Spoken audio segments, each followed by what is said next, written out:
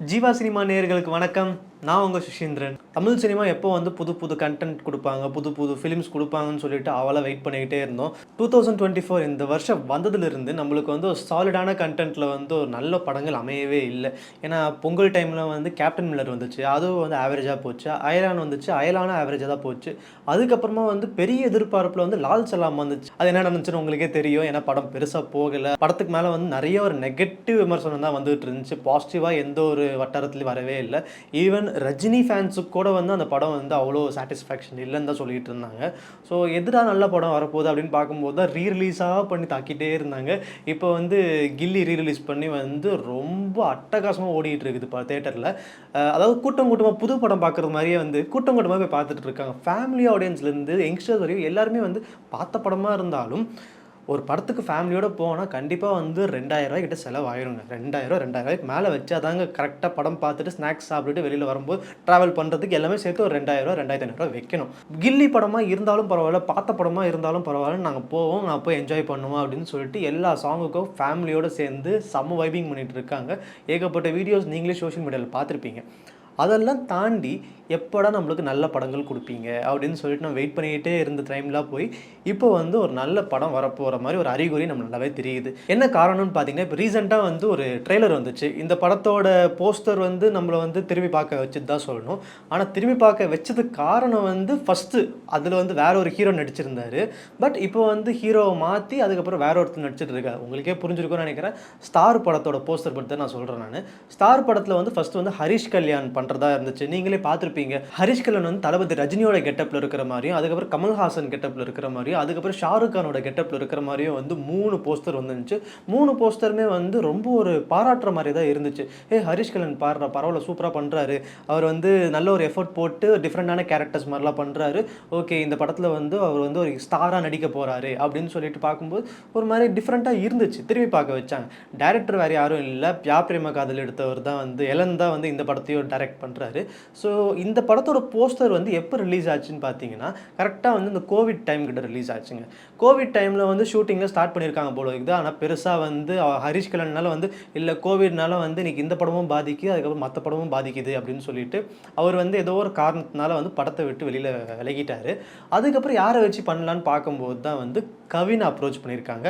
கவினுக்கு வந்து ஆல்ரெடி தெரிஞ்சிச்சு, எங்க இந்த போஸ்டரில் தாங்க ஃபஸ்ட்டு ஹரிஷ் கல்யாண் வந்து வந்தார், நல்ல ஒரு வரவேற்பு கிடச்சிது, அவர் எப்படி நான் ரீப்ளேஸ் பண்ண முடியும், அவருக்கு ஓகேவா, அவருக்கு மனசு சங்கடம் இல்லை அப்படின்னா நான் பண்ணுறேங்க அப்படின்னு சொல்லிட்டு அப்புறமா கவின் வந்து அந்த படத்தில் வந்து ஒத்துக்கிட்டு பண்ண ஆரம்பிச்சிருக்காரு போல இருக்குது. உண்மையிலேயே வந்து ஹரிஷ் கல்யாணை விட கவினுக்கு வந்து இந்த படம் வந்து ஒரு பெரிய ஒரு பெஸ்ட் ஃபிலிமாக இருக்கும். ஆனால் இந்த படத்துக்கு வந்து பெஸ்ட் சாய்ஸ் வந்து கவின் தான் கரெக்டாக இருக்கும்னு தோணுது. ஏன்னா ஹரிஷ் கல்யாண் வந்து இந்த படத்தில் வந்து ஃபுல் ஃப்ளெஜாக நடிச்சு அதுக்கப்புறமா இந்த ட்ரெய்லர் வந்து இவ்வளோ பெரிய இம்பாக்ட் கொடுத்துருக்குமான்னு கூட தெரியல. ஆனால் கவினுக்கு வந்து இந்த ட்ரெய்லர் வந்து ஒரு பெரிய இம்பாக்டே கொடுத்துருச்சு. ஏன்னா அவரோட ஆல்ரெடி ரிலீஸ் ஆன ஃபிலிம்ஸ்லாம் வந்து மக்கள் மத்தியில் வந்து ஒரு பெரிய வரவேற்பை கிடச்சிருக்கு. லிஃப்ட் படமும் வந்து ஓடிடி பிளாட்ஃபார்மில் ரிலீஸ் ஆச்சு. ஆனால் அதுவும் வந்து நல்ல ஒரு வரவேற்பு கிடச்சிது. ஏன்னா வந்து அந்த டைமில் வந்து ஓகே பார்க்கலாம், எல்லாருமே பார்க்கலான்னு சொல்லிட்டு எல்லாருமே என்ஜாய் பண்ணி பார்த்தாங்க வீட்டில். அதுக்கப்புறமா டாடா வந்து சொல்லவே தேவையில்லை. ஃபேமிலியிலேருந்து யங்ஸ்டர்ஸ்லேருந்து எல்லாருமே போயிட்டு ஒரு ஓகேடா இந்த படம் பார்த்தா ஃபீல் குட்டாக இருக்குது, நம்ம நிம்மதியாக போய் பார்த்துட்டு ரிலாக்ஸாக வெளில வரலாம் அப்படின்னு சொல்லிட்டு எதிர்பார்க்காம போனாங்க. ஆனால் வெளியில் வரும்போது மன நிறைவாக தான் வந்தாங்க நிறைய பேர். ஸோ அதுவும் வந்து ஒரு பெரிய ஒரு ஹிட்டுன்னு சொல்லலாம். அதுக்கப்புறமா கவின் வந்து சாலிடாக ஒரு கண்டென்ட் கொடுக்கணுமே, என்ன மாதிரி படம் பண்ண போகிறாருன்னு பார்க்கும்போது தான் வந்து ஸ்டார்ன்ற ஒரு படம் வந்து இவர் கையில் போய் சேர்ந்துருக்குது. ஸோ எப்படி பண்ணியிருக்காருன்னு பார்க்கும்போது பார்த்தீங்கன்னா, இந்த ட்ரெய்லரில் பார்க்கும்போது நம்மளுக்கு புரிஞ்சிருச்சு, மனுஷன் வந்து இறங்கி நடிச்சிருக்காரு. அதாவது வந்து பெர்ஃபார்மர் கவினை வந்து இந்த படத்தில் நம்ம பார்ப்போம்.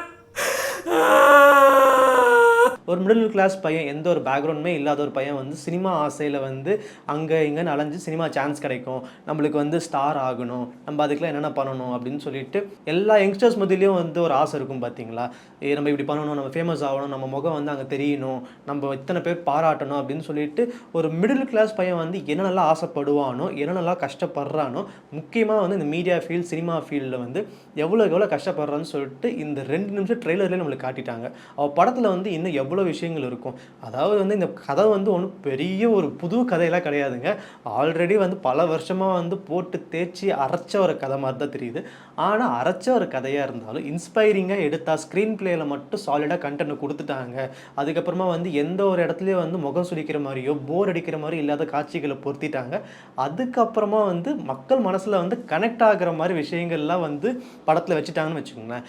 இந்த படம் வந்து இந்த வருஷத்தோட ஒன் ஆஃப் த பிக்கஸ்ட் ஹிட்டாக மாறுறதுக்கும் நிறைய வாய்ப்பு இருக்குது.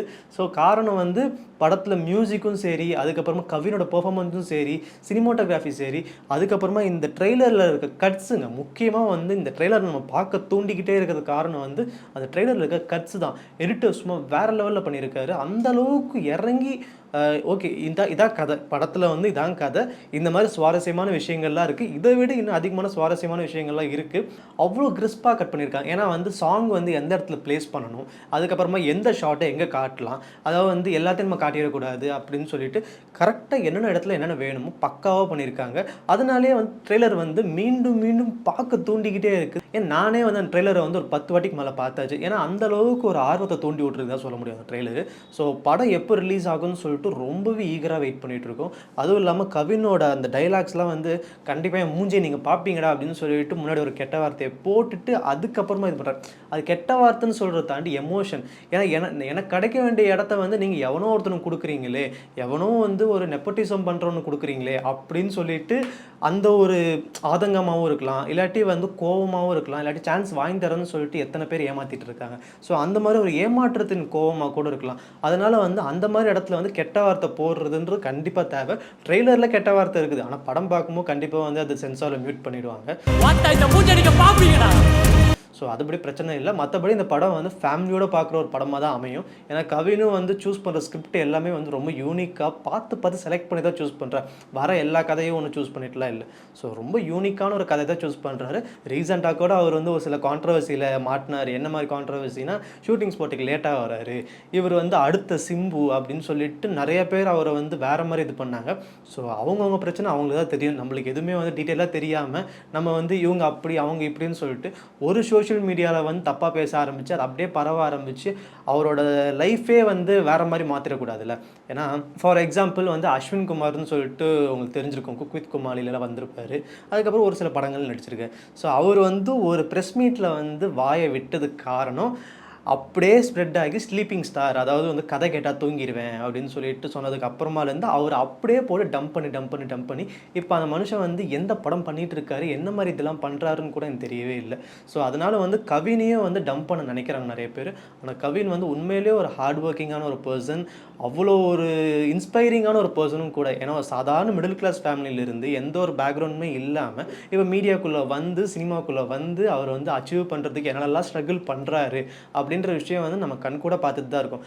அவரை வந்து திரும்பி பார்க்க வச்ச மாதிரி ஒரு இடம் என்னன்னு பார்த்தீங்கன்னா, விஜய் டிவியில் போட்ட சரவண மீனாட்சின்ற சீரியலில் அவர் பண்ண வேட்டையன்ற கேரக்டர் தான். ஸோ அந்த வேட்டையன்ற கேரக்டர் வந்து எல்லாரோட மனசுலேயே வந்து இடம் பிடிச்ச ஒரு கேரக்டர். ஈவந்தோ அது வந்து கொஞ்சம் நெகட்டிவ் ஷேட் கேரக்டராக இருந்தாலும், கொஞ்சம் திமிர்த்தனமாக கொஞ்சம் கிண்டல்தனமாக இருந்த மாதிரி கேரக்டராக இருந்தாலும் மக்கள் மனசில் வந்து அது கண்டிப்பாக ஒரு பிளேஸ் பிடிச்சிது. ஓகேடா சூப்பராக பண்ணுறாருல, இவனுக்காகவே இந்த சீரியல் பார்க்கலாம் அப்படின்னு சொல்லிட்டு ஏகப்பட்ட பேர் பார்த்தாங்க. ஸோ அங்கேருந்து ஆரம்பித்த கவினோட ஜேர்னி, அதுக்கப்புறமா வந்து கொஞ்சம் மறுபடியும் ஆங்கரிங்குள்ளே வந்தார். அதுக்கப்புறம் குட்டி குட்டி படங்கள் பண்ணார், சின்ன சின்ன கதாபாத்திரம் பண்ணார். அதுக்கப்புறமா வந்து நட்புனா என்னன்னு தெரியுமான்னு சொல்லிட்டு ஒரு படம் பண்ணார். அந்த படம் ரிலீஸ் ஆகிறதுக்கு பல மாதங்கள் ஆச்சு. அதை அப்படியே இழுத்தடிச்சிட்டு ஃபைனலாக வந்து பிக் பாஸ்குள்ளே வந்து அதுலேயே வந்து அவர் கெட்ட பேர் தான் வந்துச்சு. ஆனால் வெளியில் வரும்போது வந்து சூப்பர்டா கவின் தாண்டா பெஸ்ட்டு அப்படின்னு சொல்லிட்டு அந்த மாதிரி ஒரு பேரும் புகழும் வாங்கிட்டு வெளியில் வந்துட்டு அதுக்கப்புறம் லிஃப்ட்டுன்னு ஒரு படம் வந்து அமைஞ்சது அவருக்கு. ஸோ அங்கேருந்து ஆரம்பித்த கவினோட ஓட்டம் வந்து இன்னும் ஓடிக்கிட்டே இருக்கார், நல்ல படங்களுக்காக ஓடிட்டு இருக்கார். ஸோ இந்த ஸ்டார்ன்ற படம் வந்து கண்டிப்பாக வந்து அவருக்கு மட்டும் இல்லாமல் இந்த மீடியா சரௌண்டிங்கில், அதுக்கப்புறமா மிடில் கிளாஸ் பசங்களுக்கு சினிமா துறையில் மட்டும் இல்லாமல் நான் சாதிச்சே ஆகணும், நான் இந்த துறையில் சாதிச்சே ஆகணும், அந்த துறையில் சாதிச்சே ஆகணும், எனக்கு தெரியவே தெரியாது, நான் கண்டிப்பாக சாதிச்சே ஆகணும், எங்களை மாதிரி பசங்களாம் வந்து ஆசைப்படுறதே தப்பா, நாங்கள் வந்து ஓர பேராசைப்பட்டுட்டோமோ அப்படின்னு சொல்லிட்டு ரொம்ப ஏக்கத்தில் இருக்கிற பசங்களுக்கும் சரி, பசங்களுக்கு மட்டும் கிடையாது பொண்ணுங்களுக்கும் சரி, இந்த படம் வந்து கண்டிப்பாக வந்து ஒரு டெடிகேட்டட் அண்ட் இன்ஸ்பைரிங் மூவியாக தான் இருக்கும். இது வந்து கஷ்டப்பட்டு, அதாவது யாரையும் ஏமாற்றாமல் ஒரு நேர்மையாக, அதுக்கப்புறமா யாரெல்லாம் வந்து சாதிக்க நினைக்கிறாங்களோ அவங்களுக்கான படமாக தான் அது கண்டிப்பாக இருக்கும். ஏன்னா ட்ரெய்லர் பார்க்கும்போது நமக்கு புரிஞ்சிருச்சு. யுவன் சங்கர் ராஜோட மியூசிக் வந்து இப்போ ரீசெண்டாக வந்து ஒரு பாட்டு ரிலீஸ் ஆச்சு விசில் போடுன்ட்டு. அந்த பாட்டில் இருக்கிற மியூசிக் வந்து இது என்னடா இவன் மியூசிக்காடா இது நல்லாவா இருக்குது அப்படின்னு சொல்லிட்டு நிறைய பேர் வந்து இவனை போட்டு தாளிச்சாங்க. அவ்வளோ வச்சு செஞ்சாங்க. ஈவன் தோ யுவன் சங்கர் ராஜா வந்து சோஷியல் மீடியா அக்கௌண்ட் இன்ஸ்டாகிராம் அக்கௌண்ட்டே வந்து கொஞ்ச நாளைக்கு டீஆக்டிவேட் பண்ணி தான் வச்சிருந்தார். ஸோ அப்படி பண்ணி விட்டாங்க. அதுக்கப்புறம் மறுபடியும் வந்துட்டார்.